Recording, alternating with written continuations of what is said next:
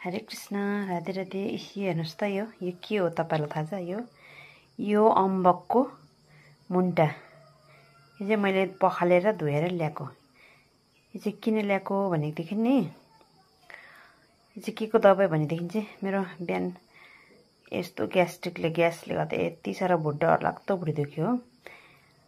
त्यो डरलाग्दो भुँडी दुखी बस्नु चाहिँ अलिक जाती भयो र कटक्कै दुख्छ, एकछिन जाती हुन्छ, फेरि एकछिनबाट कटक्कै दुख्छ, एकछिन जाती हुन्छ। यो चाहिँ त्यसको लागि ल्याएको। यो चाहिँ कसरी खानुपर्छ भने यो चाहिँ पानीमा मजाले उमाल्यो हो। पानीमा मजाले उमालेर चाहिँ अब 2 ग्लास पानी लगाएर चाहिँ त्यसलाई चाहिँ 1.5 ग्लास या 1 ग्लास बनाउने गरी मजाले उमालेर चाहिँ यसको रस खाइदिनुपर्छ। कि त्यसरी खानु सक्नुहुन्न भने तपाईँले यो त्यसै पनि धोएर पखालेर करप करप खानु पनि सक्नुहुन्छ हो। म चाहिँ करप करप खानु सक्दिनँ, त्यो भएर चाहिँ पानीमा उमालेर खानु पर्यो भनेर लिएर आएको नि यो।